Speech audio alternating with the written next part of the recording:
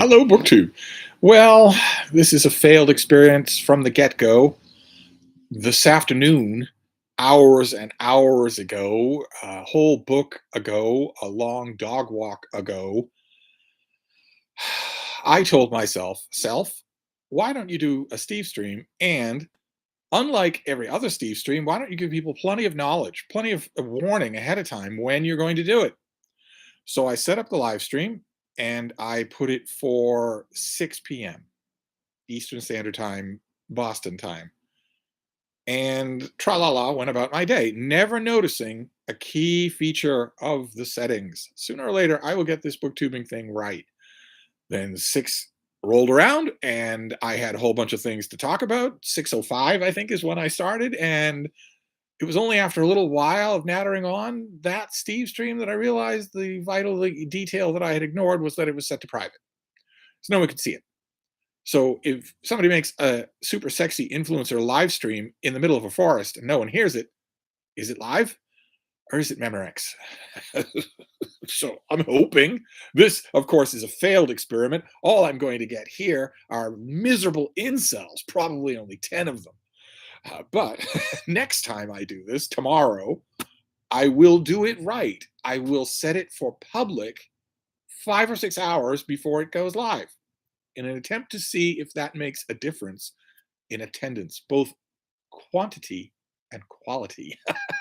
But the reason why that original Steve stream was late, even though I have a subject, and I still do, I have a subject for tonight, is tech. It's tech related. The reason I was delayed was tech related, uh, which is connected with this channel, of course. One of the commandments of this channel is that you send me your old unused tech.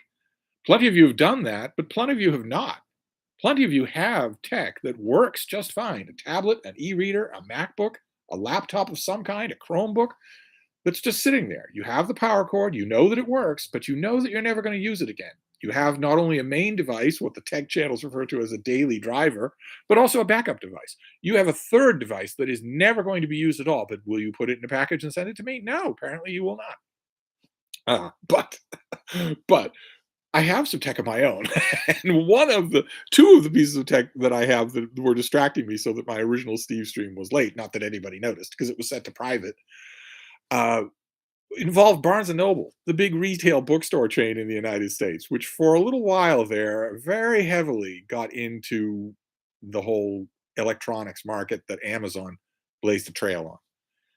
For a while, they were content to let it go, and then some monorail salesman got to them and said, "You should sink $500 million into this sight unseen without knowing whether or not your customers want it." Uh, and they did.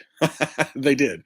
And as a result, the physical geography of the stores was revamped. Whole miles and miles of bookshelves were ripped out of every store in the country to install a big Nook area. It was the Barnes and Noble Nook was their device. And by the time that happened, I was in the new store, the store in the Prudential Center that just recently closed. I'd spent 20 years in the old rat trap store in downtown Crossing that had stained rugs and flaking asbestos and exposed electrical wiring and only one window. But it made up for all of those deficiencies because at the time when we were a store down there, it was before the internet, and we were right next door to Boston's business district. So all morning long, a whole bunch of really dedicated readers with, I might add, disposable income would be generating book related questions that they could not answer at their desk. What do you think? What do people think about the latest Nobel laureate? Or uh, what's the latest underground classic that other people are talking about that I don't know about? That sort of thing. And come noon or one, whenever their lunch break was, they would come to my information desk. They would trample to the store, not just my information desk, but our remainder section, our kids section. Every inch of floor was mobbed with customers, and the registers were mobbed with paying customers. That was wonderful. But that was the pre-internet days. That phase of bookstores died a natural death. I'm not blaming anyone for that. Uh, those people in only 10 years after they were swarming to my information desk, were able to answer all those questions at their own desk on their phone or on their laptop or their desktop computer without consulting anybody. That still left the questions that you can only ask to a trusted advisor, but that's not as many questions. And so when we all moved to the new store at the Prudential, feels kind of weird to call it that because it's gone now. But when we all moved there, we noticed right away that the Prudential is far away from Boston's business district, and it wouldn't matter anyway because everybody has the answer to 9/10 of all of their questions in their cell phones at all times. So I noticed right away when I got there that I was a hothouse flower. I was a diva without an audience. Suddenly, I had been the information desk downtown had been the mainstay for me. Was what I did largely. Suddenly, at this new store, there wasn't anything like that, and I realized that quite apart from anything else, I missed the chit chat all day long. I missed the customers. It's one of the things that I always want to say to these morose, slab-faced, monosyllabic, eyes closed teenagers who are giving really, really bad customer service at any store that I go to. I want to say to them, blocking out the customers is the surest possible way to lengthen your day. If you're complaining this is boring and tedious, well, there's an easy way to make it less boring and less tedious, to make your day fly by, and that's to enjoy dealing with customers. Uh, but suddenly I wanted to find customers, and they were at the Nook station. For a little while, there was a curiosity factor of interest up at the Nook station in the store. So I learned all about these devices, and I went to talk to people about them, not necessarily to sell them. I've always found maybe it's just the way I react as a customer, but I've always found that it is infinitely more effective to talk to someone about whether or not they actually want something than to try to sell that something to them whether they want it or not. It's infinite. Well, in my case anyway, it's infinitely more effective because I posted really good numbers. And that's the only reason that I was allowed to come back, considering that I never made all that much effort to learn the specifics of the technology. I didn't really, it never actually came up that I needed to know those specifics. That never came up. Instead, what I needed to know was the customer. You tell me, I'll tell you what I've learned about these things. Not only what I've learned technically, but what I've learned in terms of using them. And then you tell me whether or not that fits, and let's have a talk about whether or not this would be good for you, and if so, which one. There was an original Nook that I didn't take to at all. It was sort of a weird Frankenstein composite of an e-ink reader and a color screen. It had a sort of a color interactive touch screen in a banner at the bottom. I don't know that I could ever fall in love with that device. I never got one, but I got the second two that they did. They did this, the Nook Simple Touch, which has the power button in the back there. You've got the Nook logo there, and it has neat built-in page turn buttons on the sides, and it's e-ink. And so on a full charge, this lasts forever, just absolutely forever. And then Barnes& Noble also did a color device. That's the Barnes& Noble Color. It has this little odd little architectural detail there that hides the door for a memory card. And this is an all color touchscreen tablet. It feels heavy in the hand, but I found both of these in my little tech cabinet and immediately wondered if I could get them to work without rooting them. I'm not gonna bother to root an e-ink an e-ink device. But this is basically an Android tablet. It's an old Android tablet, but it has a Barnes& Noble operating skin on it that I am sure, rooting around online a bit, I am sure that I can find a way to root this device. I just don't know if I want to. What I'd like to learn, what the reason that my original private Steve stream was delayed is because I'd like to figure out whether or not I can get it to work on its own. I don't necessarily have to root it. If it will take e-file transfers from my laptop, then I can fill it with books and read on it. That's all I want it for. Absolutely. I don't need it to surf the web or anything like that. So I was fiddling around with both of those, and that caused me to be late for my Steve stream. But my Steve stream is not about tech. I will do a Steve stream about tech at some point, especially since I have not at all abandoned the idea of creating a second channel all about technology, all about reading technology, specifically reading technology, and doing it differently, pursuing that channel differently than I pursue this one. So that channel, I would eagerly wait until I could monetize it. I would eagerly wait until I could get ads or sponsorships or whatnot.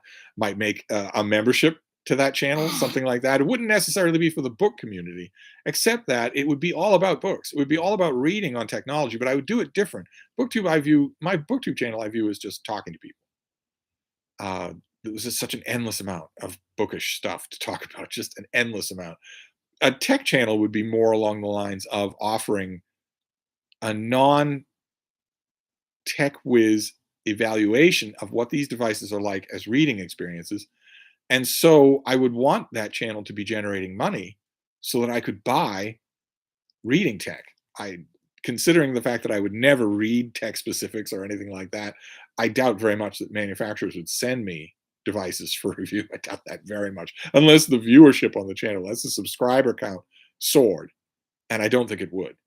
Uh, so I would need, I would want a separate source of. I buy plenty of tech anyway, but I would want a separate source of income for that. So that would be, that wouldn't be aimed at friends on BookTube, fellow readers I just want to talk to. That would be aimed at the broader YouTube ecosystem that's looking for advice or pointers or breakdowns of different devices, different aspects of online or electronic reading. Uh, so I may do Steve streams about tech, but this Steve stream is not about tech. This Steve stream is about writing, right? You knew that was coming because we are only 3 weeks out from Nanowrimo, which, for those of you who don't know, is National Novel Writing Month, where hundreds of thousands of people all over the world get together to do the impossible, to write a first draft of a novel, 50,000 words, in a month.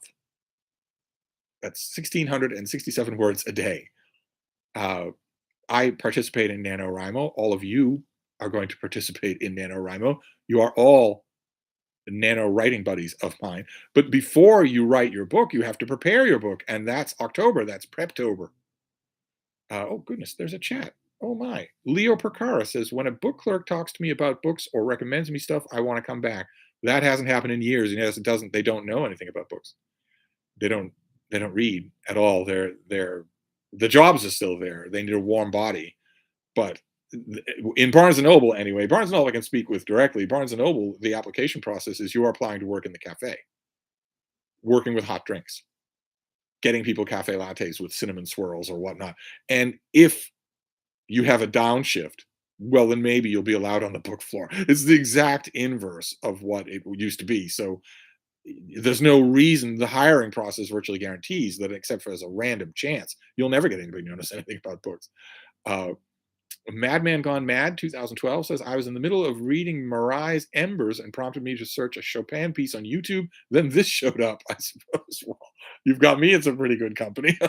Alan Black says, hi, Steve. Hello, Alan.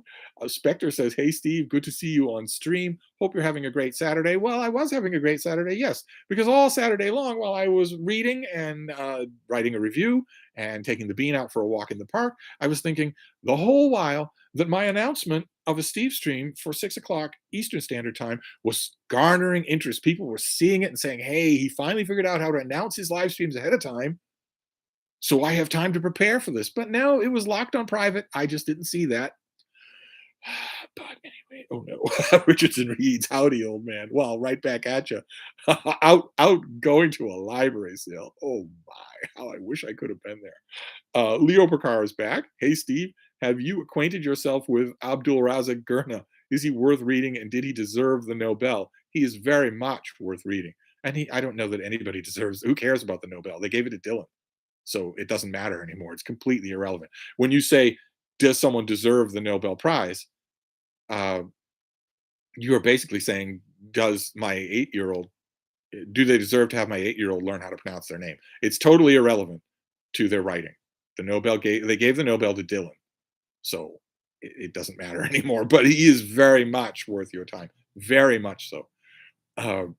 And Novella is here. A fellow booktuber who's very much interested in writing. Steve Richardson Reeves is calling you an old man. You're 28. Yeah, I don't understand that either. I don't understand that either.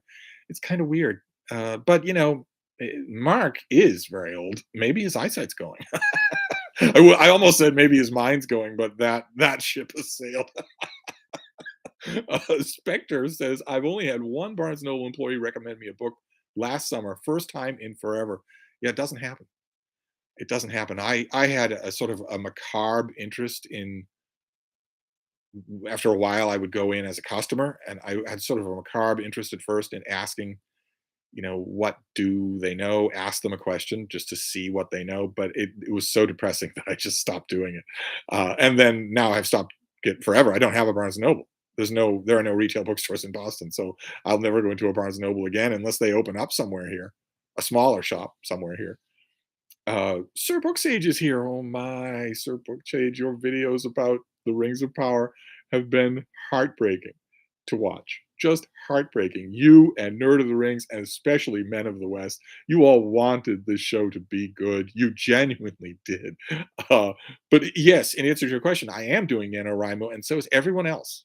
Everyone else connected with me within the sound of my voice is doing NaNoWriMo and being a writing buddy of mine. Now, you might say, well, I haven't decided yet. Now, what I'm saying is I've decided for you because I'm a huge, sexy influencer. And if I say you're going to be my writing buddy, you are going to be my writing buddy. Alan Colley says, hi from the one place you have never been. Oh my, face smooch a dingo for me. Yes, Richard Reed says Sir Booksage. Yep, he's the real deal, and he's here. And I'm very happy to see that. I don't understand. I look at channels like Sir Booksage or and Novella or a whole bunch of other things. I just don't understand where the subscribers are. If you found a channel like that, why wouldn't you subscribe so you don't miss anything? Michael K. Vaughn is here. Good Lord, I've got a good crowd here. I thought I was going to have only 10 incels, but so far the only incel who's shown up is the Spaminator. Michael K. Vaughn, I eagerly look forward to your tech channel. That should be very interesting. Well, I would love it. My heart would be in it. And the way I figure it, if I did a video a week, like a normal person, it would not be BookTube. It would be monetized. It would be, if I did a video a week, I could, there's years worth of coverage there, years worth. If I split the content between historical reading technology and current technology, so that I was keeping the channel current by occasionally, by every other week, doing a review of something that's new, something that people are talking about, but also covering older reading technology, because I started off with my fascination with these Barnes and Noble devices. I hauled them out of the tech cabinet in order to see if I could make them work. I think it would be a long time before I ran out of material. Colo Colo 1546 says, hi, Steve. Hello from England. Finally, I catch a Steve stream live. Richardson Reads is back. Steve's writing about robot erotica. Well, it's not robot erotica, but I have a problem with my with my NaNoWriMo, which is that even though I was browbeating you all in the month of September to be ready for Preptober, I have not settled on a project. Myself, I have not settled on a project. So, I realize that I have no fixed blood type and an unusual body temperature, and that I don't need to sleep, and that I have no sense of touch, but I'm still only human. I have not settled on a project of my own, and I need to do that. I'm not giving myself more than a couple of days more. I have a little bit of leeway. I think a lot of really practiced writers or readers have a little bit of leeway, because if you've seen books done so many times, you don't need quite as much time to plot and plan one. But I still need to be prepping instead of just thinking about it. So I need to pick a project. And the problem here is that the two things I most want to write are against NaNoWriMo rules. Now, NaNoWriMo is entirely informal. It's just designed to get you to write without editing. That's the whole point of it, is that it's designed to teach you to write without editing. And I know that, and so I know that I could basically do whatever I want, but nevertheless, they do have sort of sketched out rules, because in addition to getting you to write without editing, they want you to write something that, with your goal on getting it published. The whole point here is to write something real, not an idle fantasy, not an idle left-handed exercise that's entirely private. That's why the communal aspect is designed to get you enthused and keep you enthused.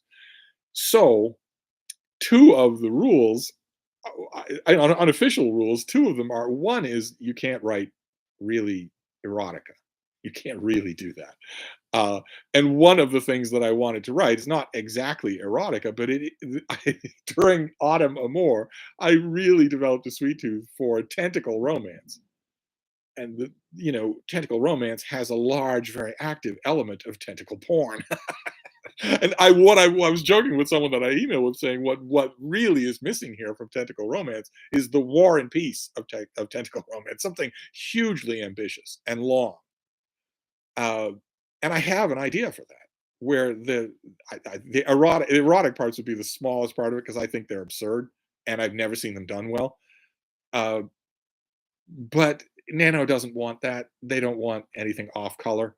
And the other thing that I want to write is a massive Legion of Superhero story, a great Legion of Superhero story that I have been germinating for years, but it's copyrighted material. For Nano, you want to write something original, you want to write your own thing, and you want it to be family friendly. So that the idea being that down the line you can pitch it to a publisher. Oh God, I'm missing uh, I missed one something about Dune. I don't even see who it is. Dr. Bacon is here. Hi, Steve. Are you a fan of the Malazan Book of the Fallen series? Sure, I am. Yep, I am. You know what I'd be a much bigger fan of? The Malazan Book of the Fallen trilogy. I'd be a much bigger fan of that. The Spaminator. Oh, hey, um, perhaps a little touchy. Well, your secret's safe with me. Don't you worry. Richard reads, I picked 4 projects in the last few days. What? You emailed me the other day and said you had a project and it sounded wonderful. That's gone away?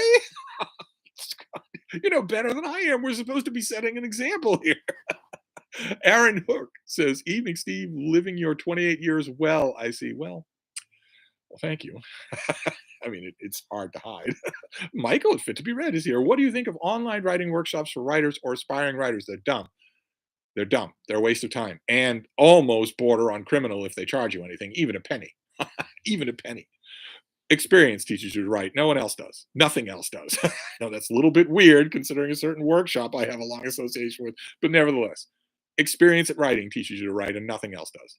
Maybe lots of reading. You've got that covered. But online courses, especially from so-called AuthorTube, oh my God, it's a grifter's heyday.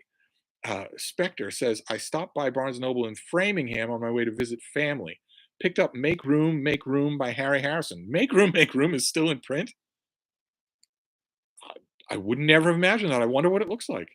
And also condolences for having family in Framingham. Ingrid Fitz says, Hi, Steve. I just got back from Getty Villa and picked up Empires of the Silk Road by Christopher Beckwith. Did I pick up a good history book? Anybody else read this book? Well, are you asking me what I think, or are you asking everybody what they think? I thought it was pretty good. Uh, Not as good as it could have been.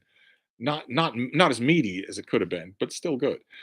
Nick Piccarilli says, "Now I really want to go to a bookstore and see the War and Peace of Tentacle Romance blurbed on the cover. Oh my God, you should see."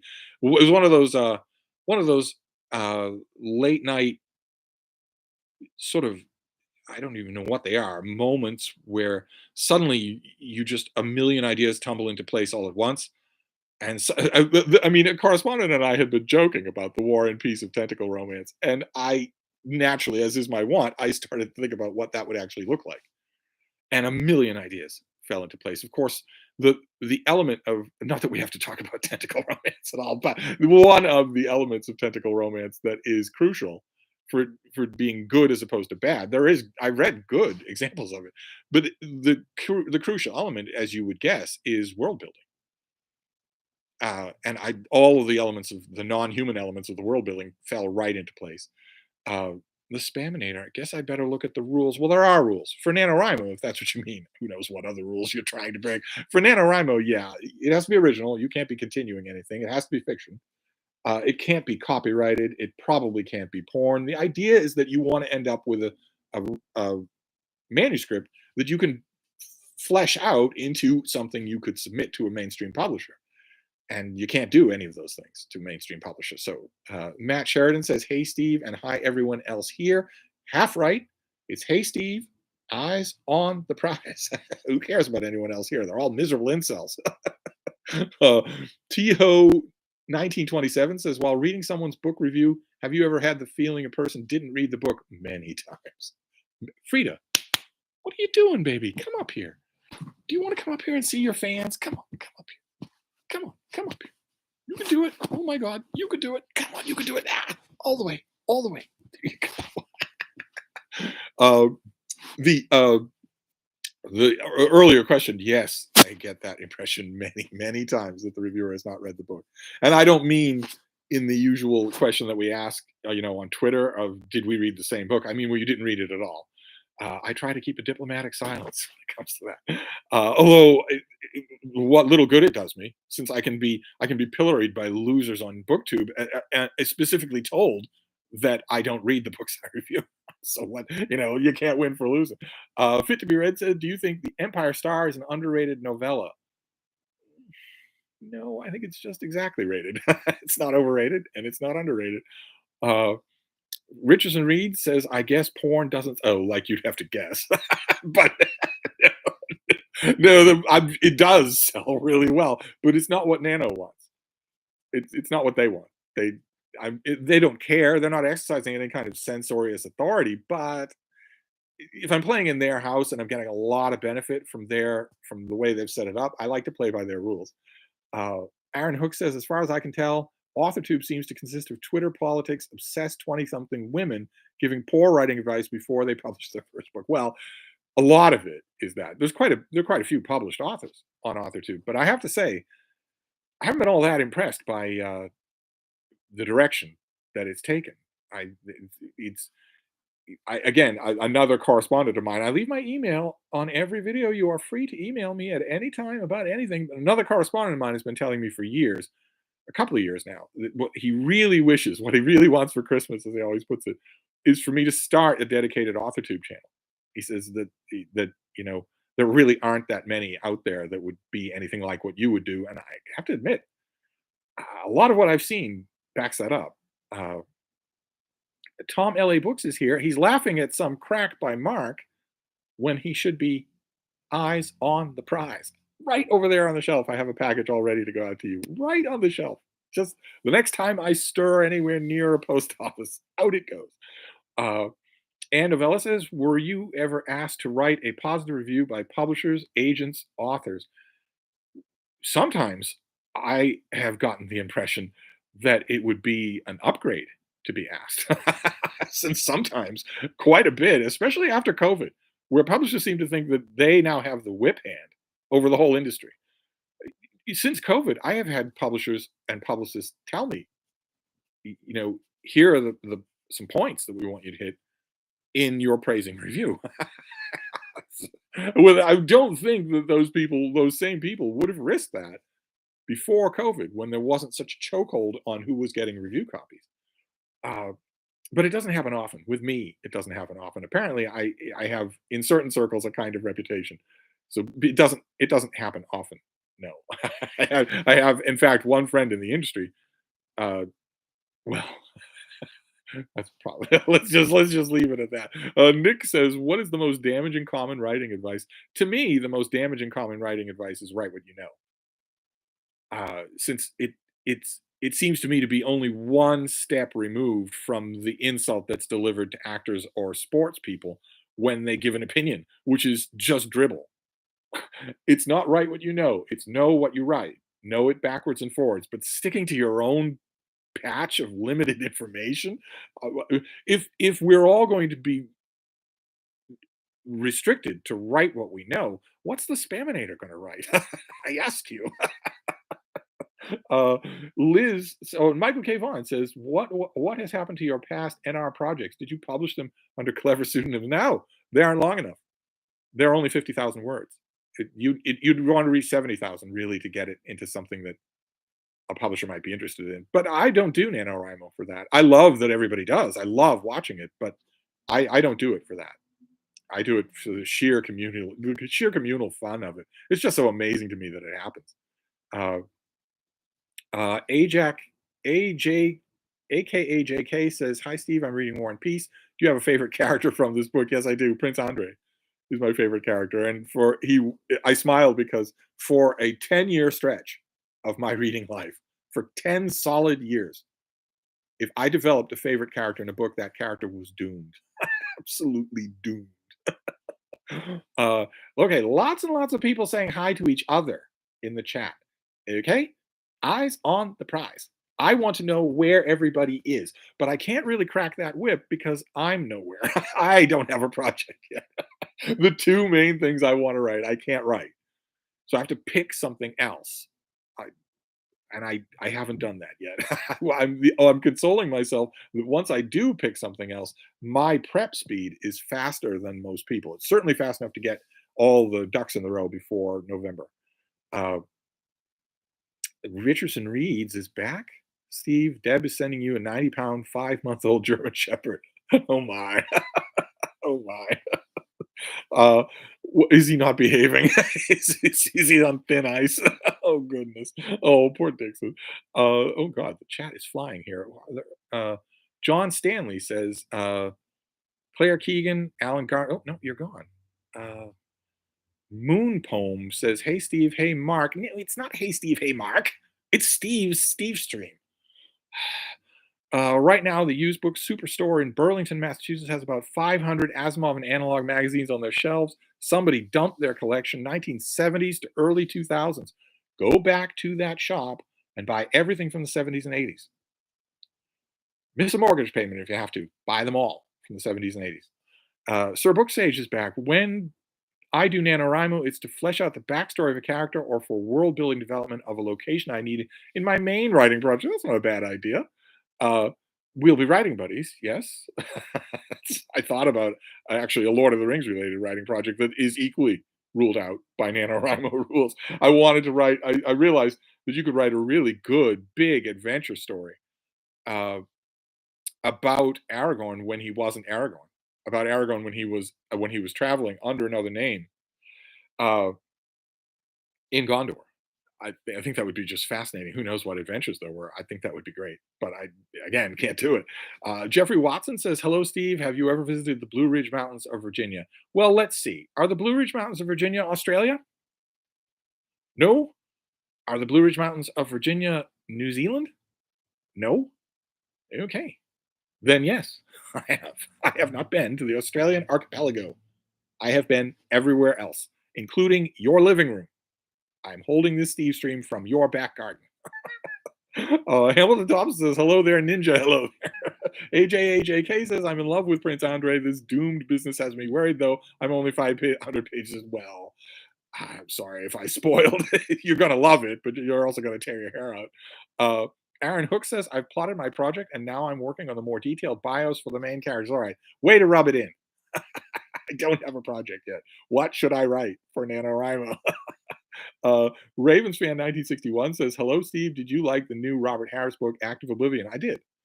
Oh, good. Help us. What is this? Afro Shy Fi's Ian's Comics 78? I don't think I remember that name. Hey, Steve, reading The Drowned World by J.G. Ballard. Excellent. And Novella says, "Have you ever been to warmer Don't make me come over there." Fit Nerd. Fit Nerd is different from Fit to be Read. How many abs do we have in this chat? Hey Steve, what e-reader are you mostly using these days? A tech question. How nice. I have to say, if we're not talking about a tablet, if we're talking about an e-reader, it is this, the larger Kobo.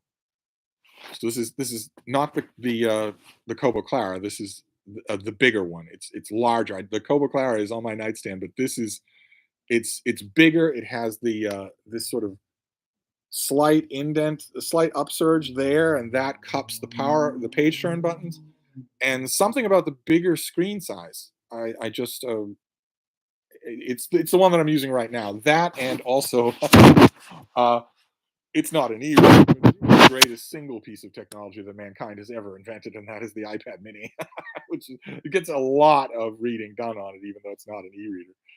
Hamilton Thompson, clarify for me, Steve. It looks like fan fiction is doable on NaNoWriMo. Where are you seeing that? I have heard from a million sources that that is frowned upon because it can't be published unless you change everything. And I've never understood these Twilight people. I've never understood the appeal of fan fiction where you change everything. The whole point of fan fiction for me is that you're working specifically in someone else's universe. I don't know that that's true. Uh, Nick Picarilli says, I'm planning to write a novel about upper middle class Connecticut divorce. Well, you and everybody else. But there, you wouldn't need it to be 70,000 words. 50,000 words would be quite long enough for something like that. Especially since, did you see that horrifying tweet that somebody did in reaction to the new Nobel Prize winner in literature? Someone made a horrible tweet saying the era of the skinny novel has dawned. It just it was horrifying. So you'd be all set for that. Richardson Reed says he has been living in my room. I don't recommend the experience. Uh, oh, oh, he's been in my living room. I don't recommend it. What are you talking about? You dream about it. It was wonderful. Oh, that trenchant commentary on literally everything, literally all the time. Ingrid Fitz says, Steve, do you prefer sci-fi over fantasy? Do you have a favorite fantasy author? Uh, well, I have the heretical opinion that sci-fi and fantasy are basically the same thing.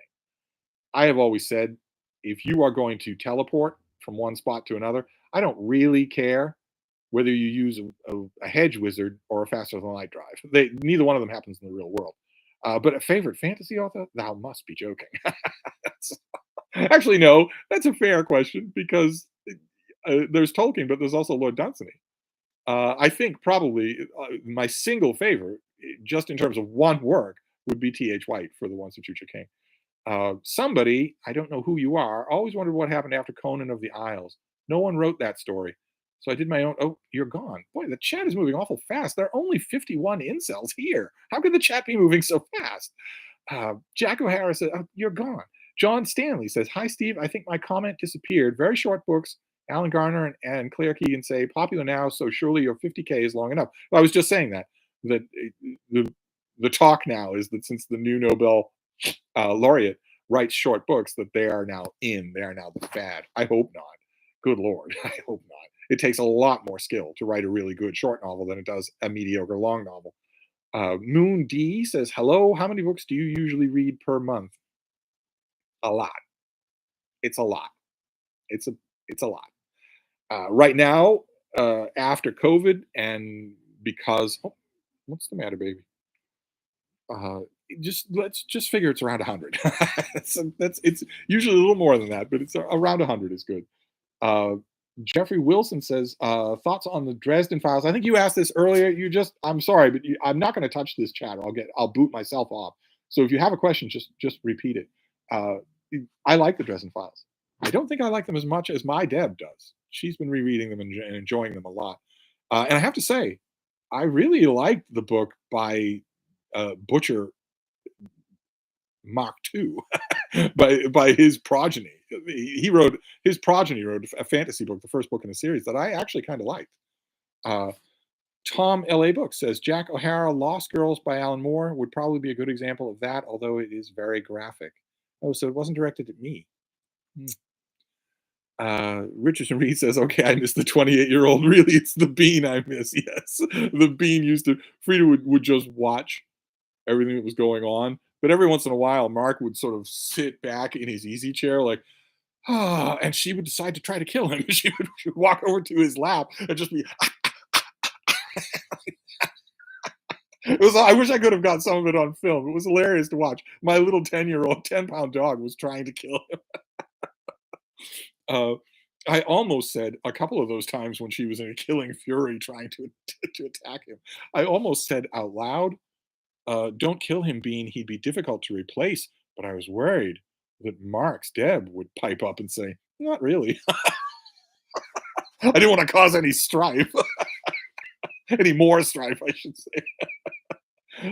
John Stanley says, hard SF different to fantasy, surely. Is it? Is it really? Hard FS is still you writing about something that doesn't exist in the real world, something I can't see outside my window. I mean, obviously I'm not saying the same thing. It's just I think that they bear a lot more similar. I guess what I'm talking about is that for me, the emphasis in the consistency of the world building. I don't hold one or the other to a lower or higher standard of creativity or whatever. Some of the world building in epic fantasy is elaborately hypertrophied and in a way that it tends not to be in science fiction. And I think that's because the people who are doing it think they're writing fundamentally different things. But maybe the fans like it. I mean, the Stormlight Archives is a success. So maybe the fans love that sort of thing. Uh, let's say AI78. I'm not going to try your name again. Hey, Steve, your favorite Samuel Beckett. I'm curious. It would have to be a biography of him, despite the patient tutelage of Jason Harrigan. I do not like Samuel Beckett. It would have to be something about him rather than something by him. I'm until BookTube, I was willing to say that that's because he was bad. But that's one of the things that BookTube changes, right? That's one of the things that is wonderful about BookTube is that changes things. If I watch a video by somebody like Jason Harrigan and he is saying this is one of my favorite authors, what am I supposed to do? I have to revise my opinions. I have to. There's no other way to do it. I can't look at him and say this guy doesn't know what he's talking about the way I can with so many of you. Let's see here. Moon Poem says, I'm reading Stanislaw Lem, and wow, I really want those MIT press volumes Mark has. Yes. Yes. JK says, oh, he's responding to someone else. He's not responding to me at all. He's not. I'm not the focus of what he's doing in my live stream. Somebody else is. Huh. Okay. Well. Kelly says, suggestion: Mark Richardson and Steve host a nautical November themed reading. I need a reason to read another sailing adventure. Well, Mark and I had a whole nautical thing, too, if by sea, but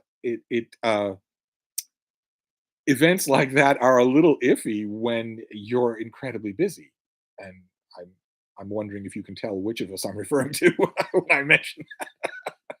Uh, let's see here. Nick Pickerly says, "Have you got to read the new Sam Adams biography yet?" Yes, I have. I have read it. I will be rereading it in just a week. I loved it. I thought it was fantastic. Uh, Fit to be read.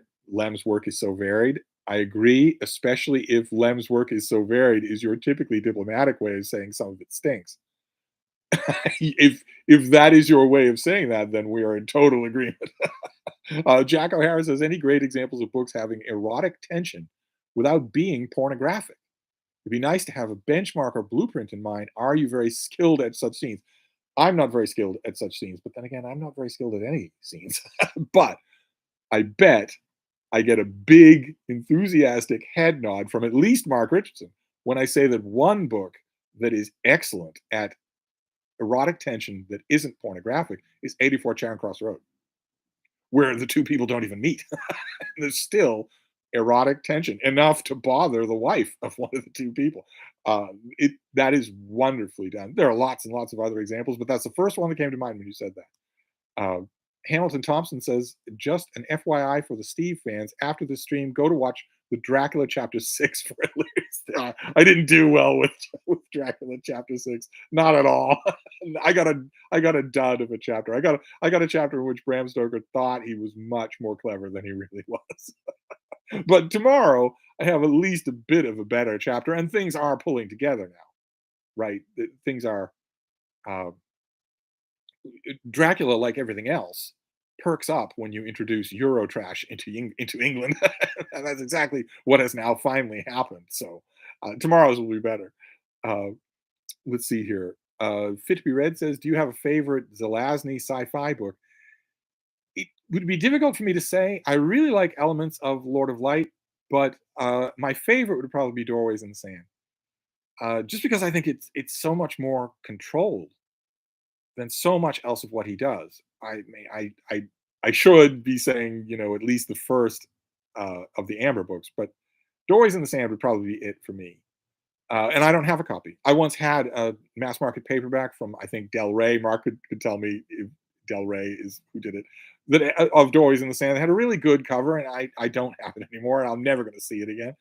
Uh, Yes, okay, Mark agrees about 84 Charing Cross Road. So, see, this is almost like one of our evenings in the old farmhouse, except without the actual rain barrel sized wooden barrel of wine. uh, um, because when I do visit, when the Bean and I visit Vermont, the wine flows freely. It's actually a very welcoming place. Uh, let's see here. AF AI78. I'm just going to call you that. Hey, Steve, do you prefer Gordon Val's essays over his fiction, his essays? Absolutely. Julian is really good. Creation has parts that are really good. I know I'm supposed to say Myra Breckenridge, but I don't. I don't. But I actually mentioned it in a video today. I've just been rereading chunks of United States, his big, enormous collection, and just marveling all over again at how good he is. Uh, John Stanley says, Brief Encounter, the movie, good in a similar way to 84 Charing Cross Road. Yes, only without the A-list acting talent. Otherwise, yes. Oh, the Spaminator's back. One would have thought that he wouldn't show his face here again or any other part. Tonight, you can go over your prep process for NaNoWriMo. Well, I'd like to, but all of you interesting people are dragging me in all sorts of other directions. I wanted to talk about NaNoWriMo. I want to figure, I can't do a prep process until I know what I'm writing. And I don't have a project. The two main candidates I have are not allowed. Fiction about licensed properties that mentions them explicitly is not allowed, and Nano doesn't want you writing porn. So, and my War and Peace of tentacle fiction would have to have porn in it. That's an active element of the genre. I'm not going to write it and not have that. It'd be kind of interesting to do. I have to admit, it'd be funny. I would have to do it for laughs. Uh, anyway, Ingrid Fitz says, "I'm amazed how reading Dracula still scares me. Do you get scared or at least creeped out?" No, I'm an alpha male, so I don't get scared of anything except commitment and women.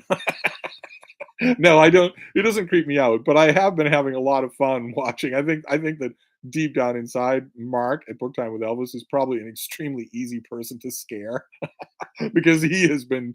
It's been fun to watch the book's effect on both Micah and Mark because neither one of us ever read it before, and sure enough, it is still effective. Uh, AJJK says, I just watched and really liked the Arabic version of The Message. Have you seen it or the English version? And did you like? I saw the English version. I've seen the Arabic version. Dylan Matthias says, Steve, I've been loving the Dracula read along. I'm curious what your thoughts are on De Quincey's novel, Klosterheim. It and Dracula are my two favorite Gothic novels. Well, I like it. But whatever it is, whatever grubby, weird magic is happening in Dracula is not reproducible and it doesn't have any clear antecedents. So I think one is immensely more effective than the other. I think Mark is leaving the chat, and Extra Hero says, I think I came in at an awkward time. It's been mostly awkward times this time around. Let's see here.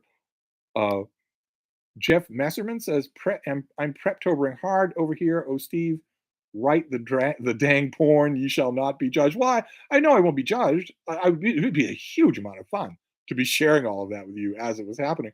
But it's kind of flies in the face of nano rules, nano expectations anyway, or customs, or whatever word you want to use. I don't think they really use the word rules, but I like the structure of NaNoWrimo. I like the communal aspect of it.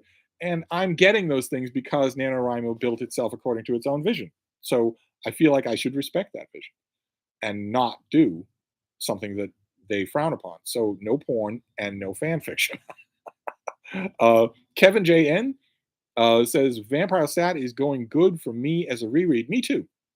Me too. I'm liking it a lot more than I did the last time I read it. AJAJK says, thoughts on Washington Irving's Life of Muhammad. What on earth? Is it even on Project Gutenberg? I would think that it wouldn't be. But I'm not the right person to ask. I love Irving. I've never read anything by him that I didn't love. He's a deeply held favorite of mine. AI78 is responding to John Stanley, not to me. Extra Hero says, but the humans were plentiful. Best-selling novel by Steve Donahue on my future TBR. Well, I'm not concerned so much with best-selling novels as I am with any novel at all. What should I write for NaNoWrimo? I got distracted in September. September, as I browbeat all the rest of you, September is when you're supposed to be making these decisions. September is when you're supposed to be deciding what you're going to write, what shape it's going to take, what focus it's going to have, so that in Preptober, October, You can get into the nuts and bolts of how that's going to happen. And I did not do that in October. Now, I can't get into specifics, but my reason for not being able to do that, for not being able to plan a novel, is just about as ironically excellent as an example, an excuse as you could possibly have. So, let's just put it that way. I have a good excuse, but that excuse is now over, and I am behind. Oh my God, look at these. Aaron Hook says a suggestion for a NaNoWriMo project: Murder at Stately Vaughan Manor. Plot: Wasp, Californian aristo, is murdered whilst hosting a weekend party attended by the sleuth, a Bostonian book critic. Well, the Bostonian book critic would want to cart away his books, so the motive would be fairly obvious. Jeff Messerman says, I'm a reform nanoer, so I shun the orthodox nano. I say go full Dirk Diggler, brother. You're dating yourself just a bit there. But no, I don't only write fiction during NaNoWriMo. I can write my War and Peace of tentacle fiction anytime I want. But for Nano, it has to be something else. Unless I have it from some poobah authority. I know somebody at Nano that I haven't wanted to write and ask this particular question, but I could, I mean, some of the things that have come out of NaNoWriMo have been pretty pornographic and done really well in mainstream press. Not that I'm ever going to submit anything to the mainstream press. Maybe I shouldn't care about it. Maybe I should use it as this is the thing that number one thing that I want to do. Maybe I should just do that and not care. Uh, AJAJK says I managed to find Irving's Life of Muhammad in a used bookstore. Oh, come now. How on earth? What kind of used bookstore? It hasn't had an edition in a century. Were you going to the rattle behind my back? I had never heard of it before, but the combination of Irving and Muhammad piqued my interest, so I bought it. Whoa, no doubt. Uh, Michael Lombardo says, and then there's some sort of visual thing, but I'm not a child, so I don't know cartoons. On 13.4 is Ninja Stream in the new Q&A. Thank you very much. I am noticing from time to time. I notice the subscriber count. I can't believe that the subscriber count on my channel is still going up, but it is steadily going up. I was told by Olive at a book Olive, among other people, that that's going to happen anyway. That's just a function of the algorithm.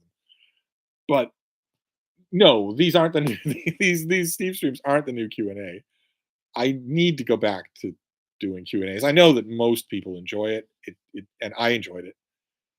It's just it was that whole debacle, a month and a half ago that just threw me completely.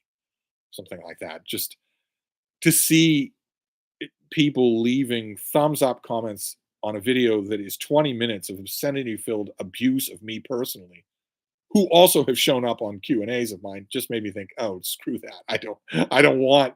I'm not going to keep a list of who these people are. I'm not going to keep a list of these names. And so rather than run the risk of making a fool of myself by being nice and happy with a question asked by someone who thinks that I'm an elitist liar, then instead of running that risk, just don't do it at all. And that's not right. I know that's not the right response. So I should rethink it and just start doing them again. Uh, Jeff Messerman says, if it feels good, do it. You see, that's a very Protestant way to look at the world. I, I I'll have to ask around in nano forums. That's probably the place to go. And there are ways to do it that wouldn't make it unacceptable to a mainstream publisher. Not that I'm going to submit it to a mainstream publisher, but I want to maintain the same kind of decorum that everybody else on Nano uses. Let's see here. Ray Tostado says, hello, Steve. Keep opening your mail on camera. Thank you. Yes. Oh, yes, it didn't happen today. Oh, Freeman, you're gone. You made some comment about M, son of the century, but I don't see the comment. It's gone. Extra Hero says, are you not concerned with what your fellow critics would do to you should a book of yours end up in their grubby hands? Not really. No. No. Extra Hero says, writers are a savage breed, Mr. Strike. If you want lifelong friendship and selfless camaraderie, join the army and learn to kill. If you want a lifetime of temporary alliances with peers who glory in your every failure, write novels. Robert Galbraith. Is that from the latest book? Are you enjoying the latest book? No, I'm not. I'm not worried about it. I'm not ever going to do it. I don't think I'm ever going to do it. What would be the point? What would be the point? No, if I were going to do a book that would be out in the public, so strangers could buy it, people could leave reviews on it. It would be self-published. I don't think I would ever go through the rigmarole of mainstream press. Why would I? When I'm forever championing people reading on their devices. On you don't need to go to a bookstore to read on your device. And electronic self-published stuff is every bit as available on your device as mainstream electronic books are. I would just self-publish and not say just because it's a huge deal. It's a bigger deal than a lot of people think. But why would I bother with mainstream press? And if I don't bother with mainstream press, then my colleagues in the critical world are never going to see the book. Unlike me, they have no interest in. They're swamped as it is. Poor little daffodils. They read probably 50 pages an hour for maybe an hour a day. So they absolutely don't have the time for self-published stuff unless, oh, I don't know, someone who reads 3 times that much for 10 times that long tells them, here's a self-published book that you really should pay attention to because it's genuinely great. Every once in a while, one of those critical colleagues will hear that from someone. John Stanley says, Steve, what did you think of Patrick Radden Keefe's Say Nothing?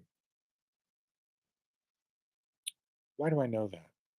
I know that. Oh, right. Yes. Yes, I know that book. I liked it. I liked it. I don't something about the way I liked it. Uh, and it was also praised by my critical brethren. Yes, it got a very positive response. Uh, now I'm thinking of the US cover. Oh my. Jeff Messerman says, Steve, I was promoted yesterday to nonfiction librarian to develop our collection. Needless to say, I will be relying on you more than ever. Oh my God. Send me your emails. Send me how good, how wonderful. Send me your emails and we will make beautiful music together. I have helped to, well, actually not help. I have created 4 different libraries on Boston's Beacon Hill. I know how to curate a library.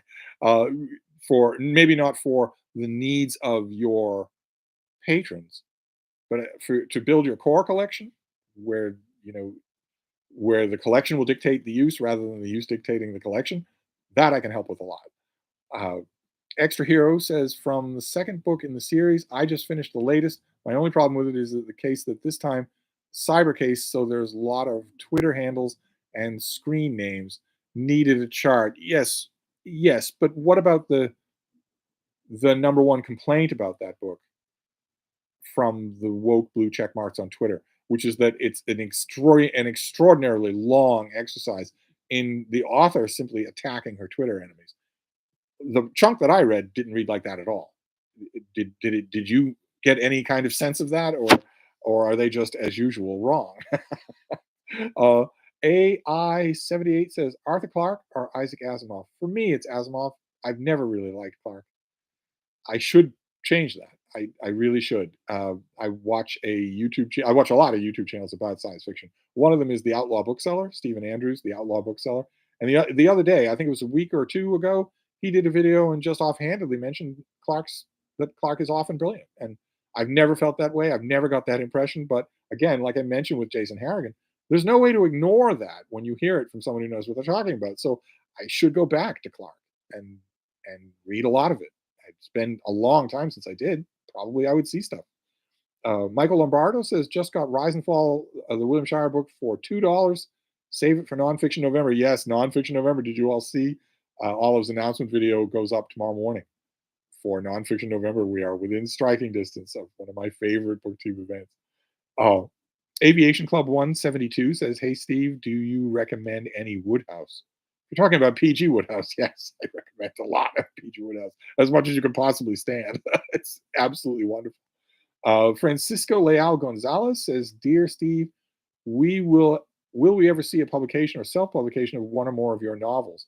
Also, humble request, I'd love to hear your thoughts about my favorite novel, Nightwood. Nightwood is another book I need to revisit.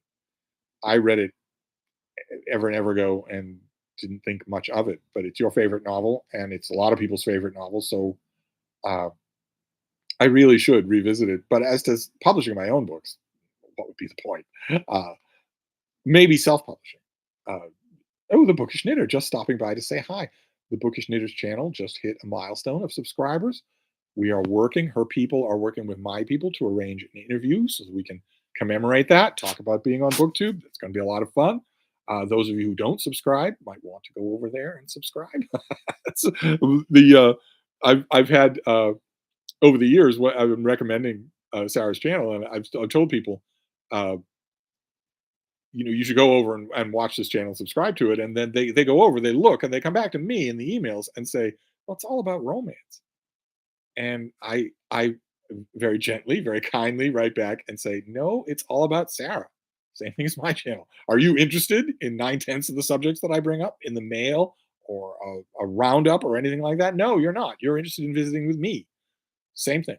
Exact same thing. And they go back, and not one of them has said that they didn't subscribe. They go back and subscribe. But anyway, what am I doing here? A Ranch Elder says, "Hi, Steve. Any Japanese history recommendations?" Well, I don't, not any kind of immense one volume. That's for sure. It'd have to be time periods, and it's sketchy for me anyway, which is kind of weird considering what a huge fan I am of Japanese literature. You'd think that I would have lots and lots of books, but instead, the writing that I do is, or the nonfiction stuff that I recommend, the historical stuff is biographies, discrete eras, World War II, of course, that, but nothing sweeping. No. J. Scott Phillips says, "Hello, Steve. Just got here, but I have my eyes on the prize." Good for you. Good for you. Aviation Club 172 says, "Woodhouse could have been quite the nano writer. Little different, but do you recommend any Nabokov?" I can recommend some of Nabokov's nonfiction, some of his book writings, writing about books. The rest of it, oh, so I'm gonna blank on his name. I found a BookTube channel just the other day, wonderful channel, a guy just going on and on about, I think it was Ada by Nabokov, just going on and on about how much he found in it, how great it was, and the guy himself was passionate, fairly well spoken. I don't remember the name of his channel, but every time I see something like that, I every time I see something like that, I'm tempted to do a massive reevaluation of Nabokov, whose fiction has never pleased me. Uh, Aaron Hook says, "Have you watched Library Ladder channel? If not, I recommend it. The man who runs it, Bridger, combines depth of knowledge with a wonderful voice." Oh, I think I do know this channel. I'm not remembering the title, but Bridger, I'm definitely remembering. Someone who calls himself Bridger and has that, if I'm remembering, that voice of his, that resonant, deep voice of his. I'll have to make a note uh, and go and see if I'm subscribed. Uh, Leo Percara says, "Are you going to do a review of the Rings of Power, or is it too obvious what you will say?" Isn't it too obvious? Aside from what I firmly believe are sock puppet accounts on Twitter, does anyone like this show? Especially Tolkien fans? Do any Tolkien fans like this show? I don't make a big deal of it on my channel, but I am a Tolkien fan, a big one. It- wouldn't it be obvious? There's literally nothing good in it. A couple of tiny elements in it are fairly good, only in the sense of I'm watching a performance and I'm thinking, well, gee, I wonder what you'd be like in some other role, which even there is a backhanded insult to the show. There's literally nothing good in it. And now, what are the next 4 seasons of this show going to be about if we know that the main characters are all invulnerable? Where is the drama in that? If everyone in the show cannot be hurt by any means at all, why would they dodge orc arrows or an orc sword thrust? Why would they bother to do that if they're all invulnerable? Either they're all invulnerable, or the two showrunners do not have any idea what the pyroclastic flow is from a volcano. If they do know what that is, and our characters are just fine after being engulfed in one, then they can't be hurt. So where's the drama? Uh, let's see here. Uh, Francisco is back. Final note. Oh no, you're gone. Oh no. And so is the next one. "I don't know how to prep for a novel. I've only ever written short stories. Pointers, please." I don't know who asked that question. I can't see it. I will give pointers as soon as we're going to walk through this whole process. But first, I have to pick a project. I don't have a project. I feel terrible about that. I will Tomorrow. I will devote a long, rambling, ground covering dog walk to picking a project, and deciding on what it is. So that tomorrow's Steve stream will be very different. Oh, I missed a tweet about Rings of Power. Aaron Hook says, I I sailed with Blackbeard to see the first 2 episodes of Ring of Power, got monumentally bored, haven't bothered to watch any further. You aren't missing anything. Not anything. Kevin O'Connell says, "What do you think of the Wheel of Time book series, Steve? I haven't heard you speak about it. Hope you are well, and thanks for the great content. Thank you very much. Aren't you nice? Um, I liked the Wheel of Time books. My standard standard sort of critical appraisal of them was that they got worse as they went along, and that's a long, long time. They got bigger as they went along. I wrote a review, a really, really, I thought a good review of the very last book, the one that concluded the whole series with the grand battle that I'd foreseen for 15 books, and that was my sort of verdict about the whole of the series was that there were a couple of good moments in the first book, one good moment in the second book, one good moment in the third, none in the fourth, none in the fifth, none in the sixth, none in the seventh. But I watched the first season of the TV show up in Vermont with the Richardson family, and that prompted me to go back to Eye of the World, which I liked a lot more the second time. So I imagine that a whole read through of the whole series would probably do the trick. I'd probably like it a lot more. I'd probably notice a lot. I just haven't committed to that. That's all. Oh, the chat is flying by. There are 60 of you here. Sir Booksage, slapped in the face by a pyroclastic wall of death, nary a scratch. Minute later, a couple of embers float down from a burning log. I'm blind. I know. I honestly thought, I know that it can't be true. I'm talking about other adults here, but I honestly thought that maybe the showrunners just don't know what it is that they themselves worked into the show. They certainly seem to know how fast it works, how fast it moves, which is a thing that a lot of people don't know, pyroclastic flows. But everyone would have died. Obviously, everyone would have died. I was expecting until the last minute, even though this show has given me no reason to expect anything good of it. I was expecting right up until the last minute that the show would invoke some sort of magic. I don't know what kind of magic at all. I mean, I won't geek out for everybody else in the chat, but Sir Booksage remembers, I'm sure, the period in the Silmarillion, in the prelude to one of the massive battles of the Silmarillion. Morgoth unleashes a gigantic pyroclastic flow, a storm of fire that lays waste to the land and kills lots and lots of people, including lots and lots of elves. So elves don't have the magical ability to survive a pyroclastic flow. Certainly humans don't. And yet there they all are. It's uh, uh, AJAJK says, Steve, you missed this comment. Yes, I'm missing a lot of comments. The Irving Mohammed book is beat up, Everyman edition from the 1920s, which I bought from an old lady who turned part of her house into a charity bookshop. I feel like I should do that myself. Well, good for you. That's great. AI78 says, did you watch Tenet? No. No, I did not. Aaron Anderson says, do you have any opinion on how a writer like Alan First manages to make long passages of summary so compelling? Many writers say summary slows things down. The ones who say that summary slows things down don't know how to do it. I agree completely about Alan First. Never hear his name on BookTube, but I agree completely. Him, Le Carre, even Mark Richardson is no longer here, but nevertheless, he would, I'm sure, agree. Clive Cussler at the peak of his powers. It's the writers who say that it slows things down usually aren't any good at it. Jack O'Hara says, "What do you think of Elrond in it? A lot of my friends seem at least to like him." No, no. The actor seems capable, sure, and he's easy on the eyes. But the Elrond in this show with Gilgalad decided to get rid of Galadriel rather than allow her to pursue Sauron, their mortal enemy, because she's a girl, and we don't want her butting her head against the glass ceiling. Ridiculous political posturing. And this Elrond, there is no good reason why this Elrond should be so radically different from who he would be in this period in the Silmarillion, in Tolkien's timeline. In Tolkien's timeline, he is not some junior G grade speechwriter at this period. It's just, uh, if you're saying what do you think of him? Do your friends like him? If you're talking about the on-screen ability of the actor, him, the actors who play Durin and Disa are good. Yes, absolutely. I can definitely watch them. But they are what I'm talking about when I say I'm nodding, I'm saying thumbs up. But what I'm really saying is I wish I was watching you in something else. I will follow these people in anything else they do, but I hate them in this. Alan Black says there is a new TV show coming out called Dune Sisterhood about the Bene Gesserit. Do you think this will be good? I've never heard of it. Never heard of it.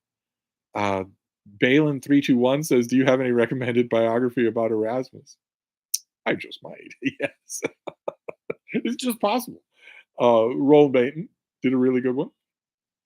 Preserve It Smith, a long time ago, might be on Project Gutenberg for all I know.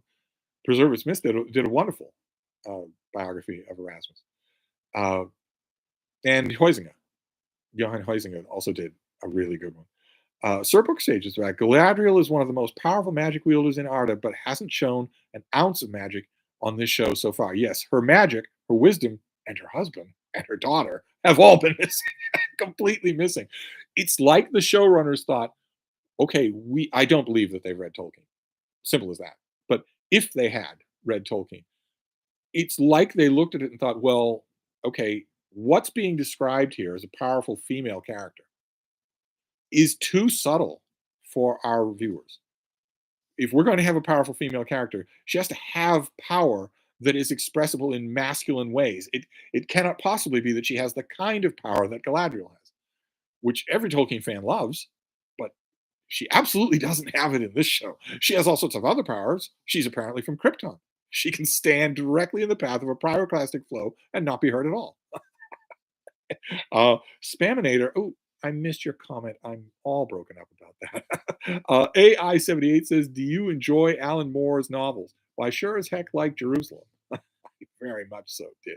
Monet Doyle says, you were talking about doorstopper books. I couldn't read a book 600 to 700 pages long. Oh, sure you could. Sure you could. Aaron Anderson says, I may have missed it. Thoughts on the new Interview with the Vampire series? I think the indulgence in sex ruins the tension that made the books so interesting. I've heard all sorts of things like that about it, that it too plays Rings of Power style to the absolute least common denominator in what the showrunners think their fans are like. And so I haven't watched it. I can't bear it as much of that. It certainly does look like a pattern where the showrunner of X, Y, or Z show very obviously has an idea of what their viewers are like, and it's not a flattering idea. I don't see that at all in Andor. That seems completely missing, but it sure as heck was there in Kenobi. Anyway, Sir Booksage, Nonfiction November. I really should participate this year. Yes, you should, Sir Booksage. Granted, a large chunk of your time is going to be busy being my writing buddy for NaNoWriMo, but you'll still have time. You're caught between the Scylla and Charybdis of me and Olive. You can deny neither one of us, so you must do both. Just quit your job. Balin321 says Celeborn is dead in the show, apparently. Oh, really? I might have missed that little detail. Utterly ridiculous. What about the daughter? What about the daughter? And if there is no daughter, well, what does that do to the Lord of the Rings? But then again, these same showrunners and the huge amount of money behind them want to remake Lord of the Rings. And I don't mean just a remake for the screen. I mean literally remake it. Kevin O'Connell says apparently they just don't have the rights to Silmarillion. They do just the appendices to the Lord of the Rings. I made after episode 3 of Rings of Power when I saw even episode 1.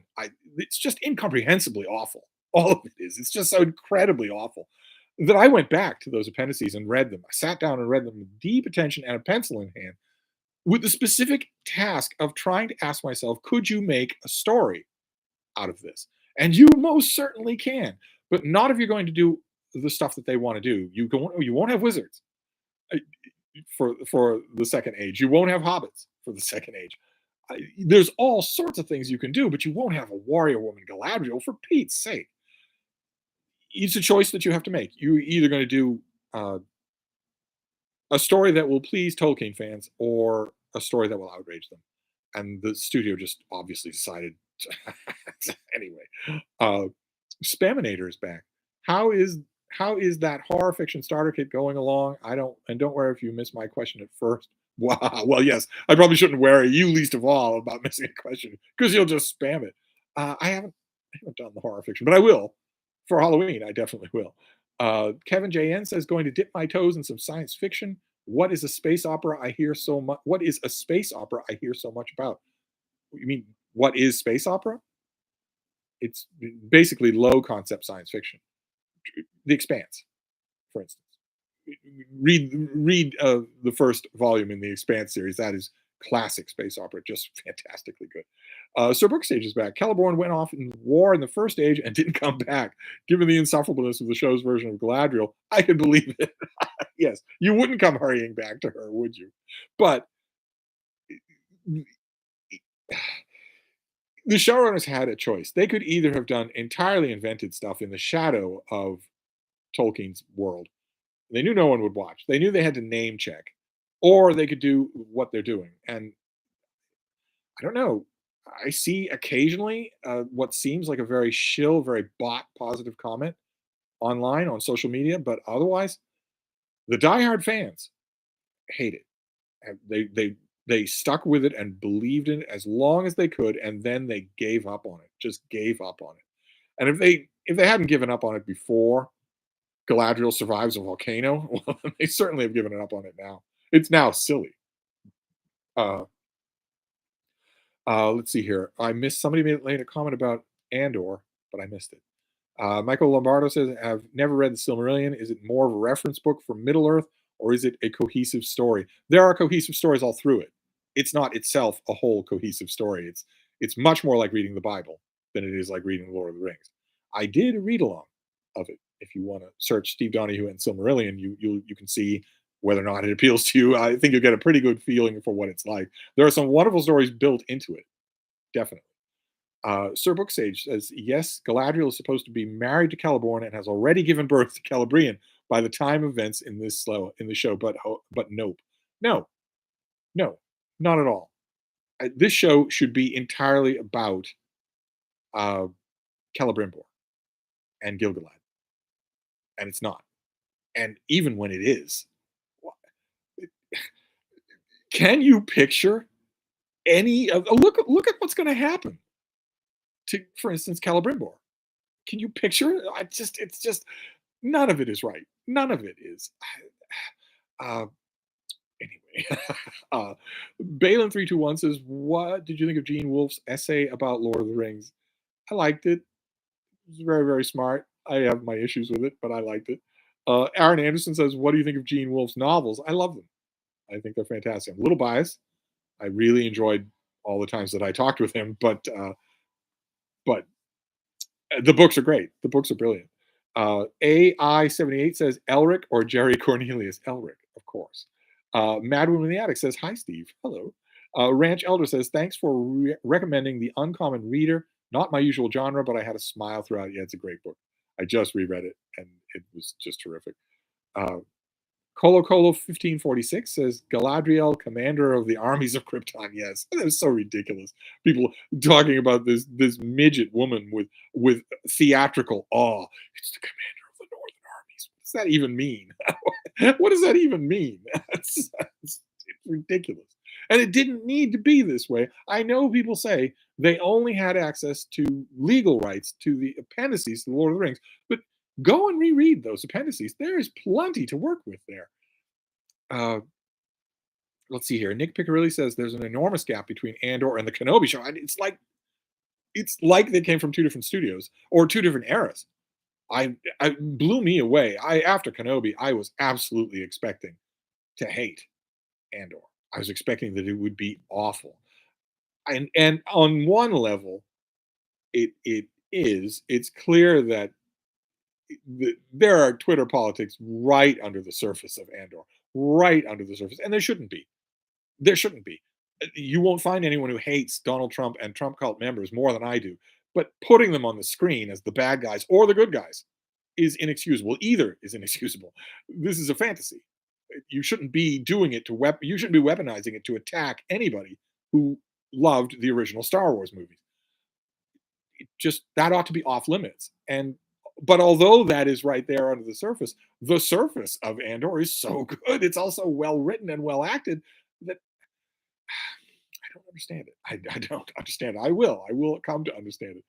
Balin321 says, which do you prefer, The Children of Hurin or The Fall of Gondolin? The Fall of Gondolin is one of those little books.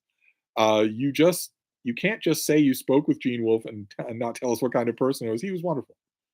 Soft spoken, hid his light under a bushel, didn't beat you over the head with how much he knew, with how much he'd read. Just uh, delightful, an introvert, but delightful.